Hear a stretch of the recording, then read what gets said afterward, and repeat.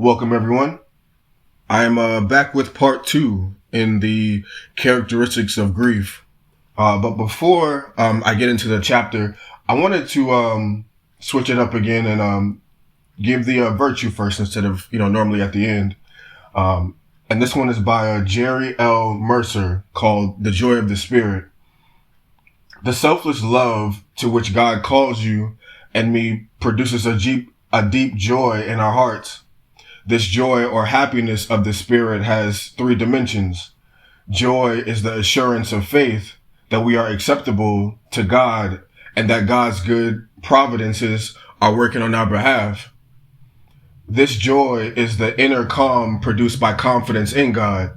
It is untouched by outward circumstances and is not diminished by pain or sorrow. Sometimes this joy gives a sense of satisfaction and comfort. The highest level of joy is a kind of ecstasy or overflowing happiness. There is no way of describing this no more than we can say what it is like to be in love. It is simply a graced moment and may last only a short time. We are cautioned by spiritual leaders not to seek this experience. God gives it when it pleases Him. It is always a byproduct of faith. Characteristics of grief. We don't want to hear it. We don't believe it. We won't accept it. While Jesus' disciples didn't speak those words literally, these sentiments resounded in their hearts, especially Peter's. The shock, confusion, and fear of Christ's impending death was too great to comprehend. In John chapter 16, verse 18, they protested, "We don't understand what he is saying." Despite their grief, Jesus persisted in telling them the truth. He loved his disciples too much not to prepare them for the harsh realities to come. Grief over the death of a person significant to you doesn't go away in just a few days, weeks, or even months. Healthy grieving can last for 1, 2, or even 5 years. This is especially true with the loss of a beloved child, parent, or mate. Everyone grieves differently, but everyone must grieve in order to heal. As you entrust yourself to the Lord, your grieving gradually lessens as He restores joy to your heart. And someday, if not in this life, then in the life to come, you will understand how God can take even the most unspeakable losses and turn them into joy. In John chapter 16, verse 20, you will grieve, but your grief will turn to joy. How do you know whether you are grieving? Initially, when we experience a significant loss, we can plunge into depths of grief and have difficulty coming up for air. Then eventually, after we surface, we are simply treading water, not swimming toward a real destination. The reason is called grief. When we feel engulfed with grief, realize that you have a deliverer who will keep you from drowning in the depths of despair. He reached down from on high and took hold of me. He drew me out of deep waters. You can make a mental checklist of any that may or may not apply to you. Do you feel alone, isolated? Do you feel that you are mechanically going through the motions of life?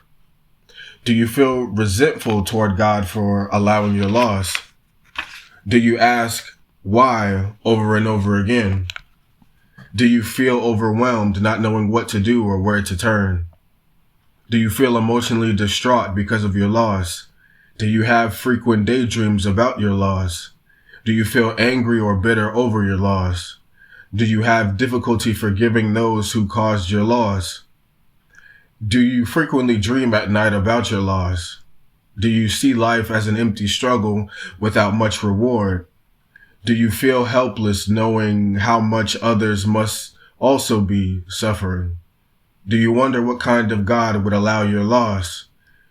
Do you view God as uninvolved and lacking compassion? Regardless of your view of God right now, the Bible says, "The Lord is good, a refuge in times of trouble. He cares for those whom trust in him." What are the characteristics of chronic grief? Part B. Allowing yourself to be open and honest about your sorrow takes great courage. For some, the reality of personal pain has been buried so deeply that the ability to experience real grief is blocked. People do many things to camouflage or ignore their grief so that they don't have to acknowledge and work through it. As a result, they have unhealthy, chronic grief, which is a barrier to emotional maturity. This unresolved sorrow blocks the comfort that Christ wants to give us. In the Beatitudes, Jesus said in Matthew chapter 5, verse 4, "Blessed are those who mourn, for they will be comforted." Here are the characteristics of chronic grief: inhibited grief, denial of grief. This is not really happening to me. Isolated grief, selective remembering. I refuse to think about that car accident again. Insulated grief, reduced emotional involvement. I'm not going to open myself up to being hurt this way again.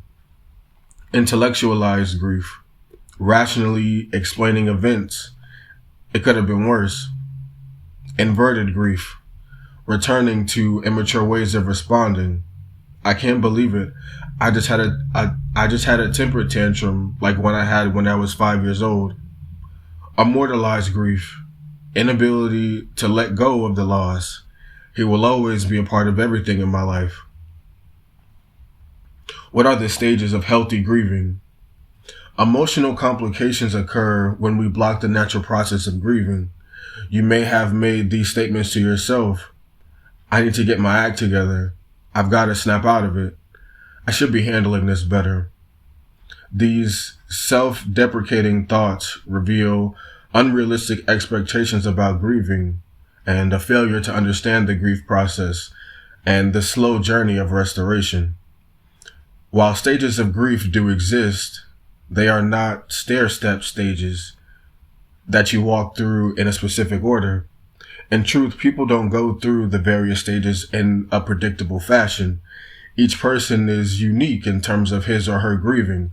Some stages may be experienced with varying degrees of intensity. Some may be missed. Some stages may be repeated. Give yourself permission to experience the inconsistent stages of grieving and trust God to bring new life again.